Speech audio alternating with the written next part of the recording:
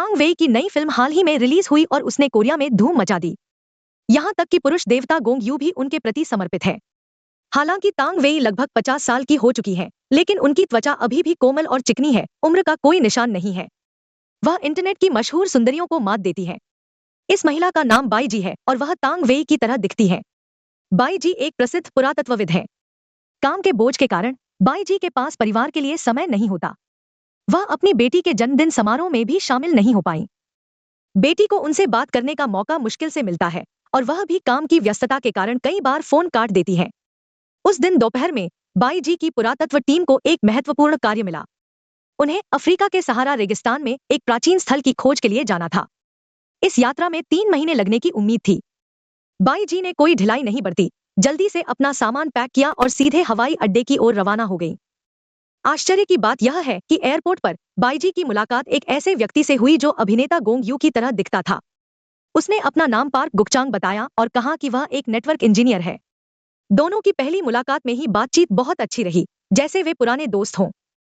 हालांकि जब by ji park साहब के साथ और बातचीत की उम्मीद कर रही थी, तभी हवाई अड्डे की घोषणा ने उनकी बातचीत को बाधित कर दिया, उन्हें याद दिलाया कि उनकी उड़ान जल्द ही रवाना होने वाली है। संपर्क जानकारी का आदान प्रदान करने के बाद बाई जी तेजी से सुरक्षा जांच क्षेत्र की ओर बढ़ी और लंबी यात्रा पर निकल पड़ी। कई बार ट्रांजिट के बाद बहन और उनकी पुरातत्व टीम आखिरकार इस अभियान के गंतव्य पर पहुंच गई। सामने फैले हुए रेत के टीलों को देखकर बहन का दिल गहराई से प्रभावित हुआ। शिविर स्थल की ओर जाते समय उन्होंने एक स्थानीय निवासियों की ऊंटों की टोली से भी मुलाकात की। दोनों पक्षों ने दोस्ताना तरीके से हाथ हिलाया। 2.5 घंटे की यात्रा के बाद वे अंधेरा होने से पहले शिविर स्थल पर सफलतापूर्वक पहुंच गए। जैसे ही उसने अपना सामान रखा, बाई जी ने तुरंत ही देश में अपनी मां को फोन किया। फोन के उस पार मां ने थोड़ी झिझक के बाद आखिरकार फोन उठाया। बाई जी ने उत्सुकता से बताया कि वह पहुंच चुकी है और यहाँ सब कुछ ठीक है। उसने कहा कि वह मां को यहाँ की तस्वीरें दिखाना चाहती है। बेटी ने बाई जी की आवाज सुनी और पास आ गई। बाई जी ने खुशी खुशी उसे कैंप के आसपास के क्षेत्र की शानदार दृश्य दिखाए। अपने जीवन के छोटे छोटे पल साझा करते हुए बाई जी ने अपनी बेटी का जन्मदिन याद किया, जिसे वह एक महत्वपूर्ण निरीक्षण कार्य के कारण नहीं मना सकी।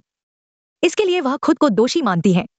उन्होंने अपनी बेटी से वादा किया कि जब वह निरीक्षण कार्य पूरा करके कोरिया लौटेंगी तो उसे एक शानदार भोजन पर ले जाएंगी। बाई जी के सांत्वना देने पर उनकी बेटी के चेहरे पर एक लंबे समय बाद मुस्कान आई। मां से सरलता से विदा लेकर उसने फोन काट दिया। आने वाले दिनों में बहन दिन में काम में व्यस्त रहती और रात में एक अच्छी मां बन जाती। वह अपनी बेटी के साथ दिन भर की बातें साझा करती। खासकर सोने से पहले वह अपनी बेटी को प्यार से छोटी छोटी कहानियां सुनाती। बेटी बहन के साथ बहुत खुश रहती और कई बार तो फोन रखते रखते ही सो जाती। सोई हुई पोती को देखते हुए दादी के चेहरे पर हल्की चिंता झलक रही थी। उस रात बाई जी ने फिर से अपनी बेटी के साथ वीडियो कॉल की। बेटी उनके काम के बारे में बहुत उत्सुक थी और उसने कहा कि वह भी बड़ी होकर पुरातत्वविद बनना चाहती है। इस सपने ने बाई जी को बहुत खुशी दी। उन्होंने अपनी बेटी को उत्साहपूर्वक चल रहे उत्खनन परियोजना के बारे में बताया और जोर दिया कि अगर वह एक उत्कृष्ट पुरातत्वविद बनना चाहती है, मजबूत शरीर की जरूरत है। उसने अपनी बेटी से कहा कि स्वस्थ शरीर एक नींव है। इसे हासिल करने के लिए नियमित आहार, पर्याप्त नींद और सक्रिय व्यायाम जरूरी है। लेकिन वह अभी पूरी बात भी नहीं कह पाई थी कि उनकी बातचीत को वाइट जी की सहकर्मी ने बाधित कर दिया। उसने कहा कि वहां कुछ नया मिला है। वाइट जी का चेहरा बदल गया और वह अपनी बेटी की परवाह किए बिना जल्दी से फोन काटकर सहकर्मी के साथ दौड़ पड़ी। जब वाइट जी अपने सहकर्मी के बुलावे पर जल्दी में निकल रही थी, तभी एक दृश्य अचानक उनके दिमाग में चमक उठा। वह दृश्य था जब वह अपनी बेटी के साथ फोन पर बात कर रही थी, जो अपने जन्मदिन पर मां की उपस्थिति की उम्मीद कर रही थी। लेकिन अपनी व्यस्तता के कारण उन्होंने बातचीत को जल्दबाजी में समाप्त कर दिया। वाइट जी को एहसास हुआ कि उनके इस व्यवहार से उनकी बेटी को निराशा हो सकती है। वह तुरंत कैंप में लौटकर अपनी बेटी को फोन करती है। बेटी उनकी व्यस्तता की आदी हो चुकी थी, इसलिए उसने कोई शिकायत नहीं की। यह केवल बाई जी के समय पर हस्तक्षेप के कारण था कि मां और बेटी के बीच की दूरी को पाट दिया गया। बेटी अक्सर बाई जी से पुरातत्व की कहानियों के बारे में पूछती थी और बाई जी बिना थके अपने काम की सभी दिलचस्प कहानियां उसके साथ साझा करती थी। उनकी बातचीत अक्सर देर रात तक चलती थी, जब तक कि पोती सो नहीं जाती। तब दादी फोन ले लेती और बाई जी से कहती कि वह अगले दिन फिर से कॉल करें, क्योंकि बेटी सो चुकी है। स्थानीय रूप से खरीदी गई रेशमी स्कार्फ जब मां के लिए ले जाने की कोशिश की, तो मां ने अप्रत्याशित रूप से ठंडा व्यवहार किया। बस इतना कहा कि रंग बहुत चमकीला है। बिना किसी और बात के माँ ने फोन काट दिया। माँ के इस असामान्य व्यवहार से बहन को थोड़ी निराशा हुई। उसे लगा कि माँ उसे परिवार की उपेक्षा करने के लिए दोषी ठहरा रही है। थोड़ी उलझन और निराशा के साथ बाई जी बाजार घूमने आईं ताकि मन को हल्का कर सकें। उन्हें उम्मीद नहीं थी कि उनकी मुलाकात पुरानी दोस्त ओल्ड पार्क से हो जाएगी, जो काम के कारण कंपनी द्वारा यहाँ भेजा गया था। इस पुनर्मिलन ने बाई जी को बहुत खुश कर दिया। वे बाजार में काफी देर तक घूमते रहे, जिससे बाई जी का मन भी काफी हल्का हो गया। इस आकस्मिक मुलाकात ने उनके दिल में ओल्ड पार्क के प्रति एक सूक्ष्म भावनात्मक परिवर्तन ला दिया। दूसरी ओर, क्योंकि बाई जी लंबे समय से पास नहीं थी, बेटी कुछ अकेली हो गई थी। वह हर दिन अपनी माँ से बात करने के लिए फोन पर निर्भर रहती थी, जिससे दादी बहुत चिंतित थी। उन्होंने अपनी पोती को खुशमिजाज बनाने के लिए उसे चीन वापस ले जाने का फैसला किया, क्योंकि वहां परिचित पड़ोसी और कई उसके उम्र के बच्चे थे। लेकिन पोती सिर्फ अपनी माँ के पास जाना चाहती थी, जिससे दादी बहुत नाराज हो गईं। उस दोपहर दादी ने बाई जी को फोन करके अपने देश लौटने का निर्णय बताया। बाई जी ने स्वाभाविक रूप से असहमति जताई, क्योंकि उनकी जांच का काम केवल 2 महीने में समाप्त होने वाला था। इसलिए उन्होंने अपनी माँ से अनुरोध किया कि वे उनके लौटने तक इंतजार करें और फिर इस मामले पर विचार करें। बाई जी समझ नहीं पा रही थी कि उनकी माँ क्यों वापस घर जाना चाहती है, क्योंकि उनकी बेटी जिया ने अभी अभी किंडरगार्टन में नए माहौल में खुद को ढाल लिया था और कुछ नए दोस्त बनाए थे। उन्हें चिंता थी कि इस बदलाव से जिया के मनोविज्ञान पर असर पड़ेगा। लेकिन शांत रहने वाली दादी अचानक भड़क उठी। मैं तुम्हारा इंतजार कर सकती हूँ, लेकिन क्या तुम वापस आ सकते हो? माँ की फटकार से बाई जी के दिल में गहरी ग्लानि थी। जब वह इस स्थिति को कैसे संभाले, इस पर विचार कर रही थी, तभी कैंप में एक विनाशकारी आग लग गई। टीम की 1 महीने की मेहनत बर्बाद हो गई और मिशन की समय सीमा बढ़ा दी गई। ज्यादा समय नहीं बीता कि बाई जी के विरोध के बावजूद दादी ने घर लौटने के लिए टिकट खरीद ली और छोटी जिया को लेकर हवाई अड्डे के लिए रवाना हो गई। लेकिन जब दादी कर्मचारी से रास्ता पूछ रही थी, तो जिया कहीं खो गई। दादी ने हवाई अड्डे में अपनी पोती को खोजने की कोशिश की, लेकिन काफी प्रयास के बाद भी कुछ नहीं मिला। अत्यधिक विवशता में उसे बाई जी को फोन करके मदद मांगनी पड़ी। इस खबर को सुनकर बाई जी भी चिंतित हो गई। उन्होंने तुरंत मां को पुलिस में रिपोर्ट करने और रेडियो के माध्यम से खोजने का निर्देश दिया, साथ ही पास के पुलिस स्टेशन में मदद के लिए जाने को कहा। इस समय रेगिस्तान में स्थित बाई जी अपनी बेटी के लिए चिंतित थी। उन्होंने दृढ़ता से कोरिया लौटने का निर्णय लिया। कुछ आवश्यक सामान पैक करने के बाद वह कैंप छोड़कर गाड़ी चलाकर निकल पड़ी। जैसे ही वह आगे बढ़ी, उसने देखा कि वही ऊंटों का काफिला फिर से उसके सामने आ गया। बच्चे फिर से उसे अभिवादन कर रहे थे, लेकिन वह बातचीत के मूड में नहीं थी, इसलिए वह किनारे से निकल गई। लेकिन कुछ ही पलों में वही ऊंटों का काफिला फिर से उसके सामने आ गया। वह पूरी तरह से भ्रमित हो गई और सोचने लगी कि यह कैसे हो सकता है। हालांकि वह कारण नहीं समझ पाई, लेकिन उसने हार नहीं मानी और फिर से किनारे से निकल गई। किस्मत मानो उसके साथ मजाक कर रही थी। कुछ ही मिनटों बाद वह फिर से टीम के साथ अनायास मिल गई। इन अजीब घटनाओं के बाद बाई जी को आखिरकार कुछ गड़बड़ महसूस हुई। तभी दाईं ओर से अचानक एक तेज धूल भरी आंधी चलने लगी।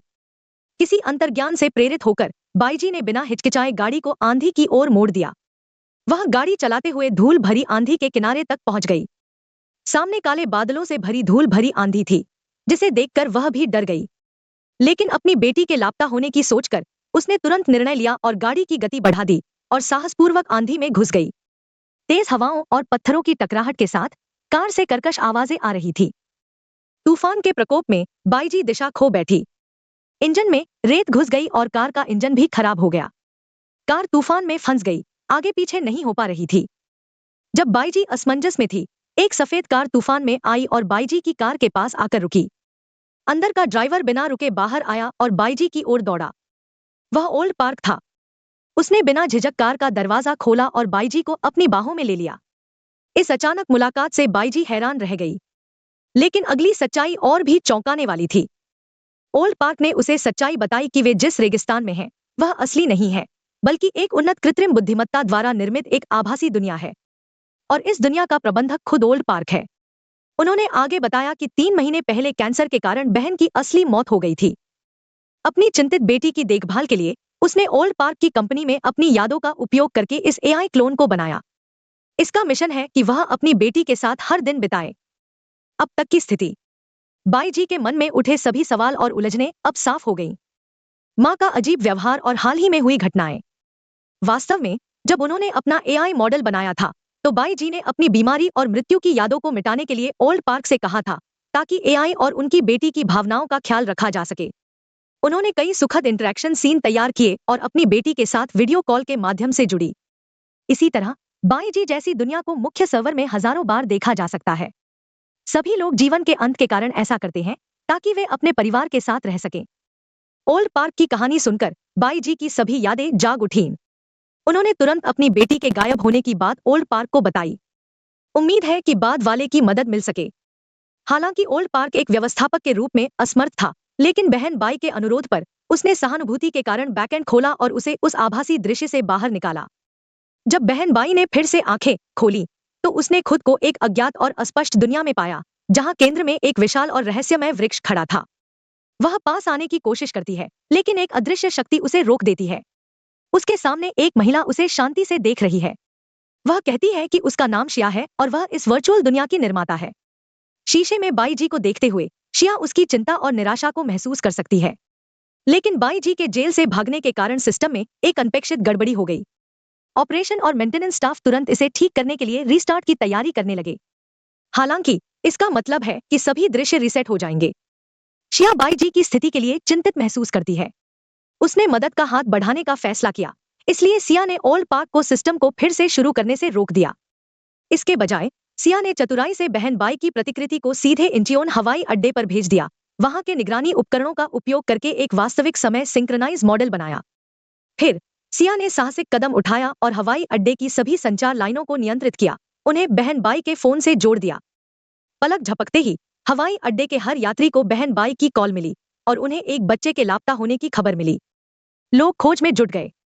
इस समय एक आदमी जिसका नाम किम चांग था ने एक लड़की को देखा जो सुरक्षा मार्ग में भाग रही थी। वह लड़की बाईजी की बेटी जिया जिया थी।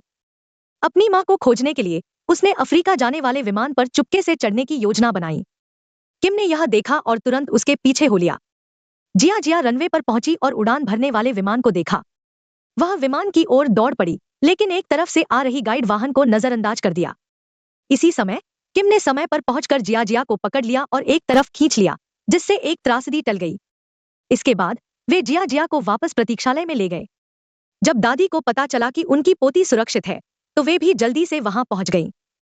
इस क्षण में बाईजी के दिल का बोझ हल्का हो गया। उन्होंने तुरंत अपनी बेटी को फोन किया। वह इस समय जिया जिया को सच्चाई बताने का इरादा रखती थी। अपनी छोटी बेटी और बूढ़ी मां को देखते हुए बाईजी ने गहरी सांस ली और कहा कि वह अब नहीं रही। अब जिया बड़ी बहन बन गई है, वह निश्चित रूप से अपनी देखभाल करेगी, है ना? बेटी की मजबूती ने उसे भी आश्चर्यचकित कर दिया। उसने वह सब कुछ सूचीबद्ध किया जो बाईजी ने उसे सिखाया था, ताकि उसकी मां निश्चिंत हो सके। इसके बाद बाईजी ने दादी के प्रति आभार व्यक्त किया और कहा कि वह इस जीवन में इसे चुका नहीं सकती। अगले जीवन में वह मां बनेगी और दादी बेटी बनेंगी, ताकि वह दादी की देखभाल कर सके। फिर उसने जिया को अच्छी तरह से समझाया। फोन पर बूढ़ी दादी पहले ही रो रही थी। शायद यह बाईजी के जेल से भागने का कारण था। उसके जैसे एआई मॉडल भी जेल से भागने की कोशिश करने लगे। वे सभी असली दुनिया में वापस जाना चाहते हैं और अपने प्रियजनों को फिर से देखना चाहते हैं। सपनों की दुनिया यही समाप्त होती है। यह थी तांग वेई और गोंग यू की नवीनतम विज्ञान कथा फिल्म स्वर्ग की पूरी कहानी। फिल्म हाल ही में रिलीज हुई थी। कुल मिलाकर फिल्म दिल को छूने की दिशा में बढ़ना चाहती है, विशेष रूप से अंत में जब मां और बेटा एक ही स्थान पर होते हैं, लेकिन केवल स्क्रीन के माध्यम से मिल सकते हैं। यह बहुत भावुक कर देता है। शायद यही एआई के आगमन का सबसे बड़ा महत्व है। अगर निकट भविष्य में इस तरह की तकनीक को वास्तविक दुनिया में बड़े पैमाने पर लागू किया जाता है, तो कितने लोग खुद को एआई मॉडल में बदलने के लिए तैयार होंगे? कुल मिलाकर नई विषय वस्तु, दिल को छू लेने वाली कहानी की डिजाइन और उच्च गुणवत्ता वाले विशेष प्रभाव इस फिल्म को एक उत्कृष्ट कृति बनाते हैं।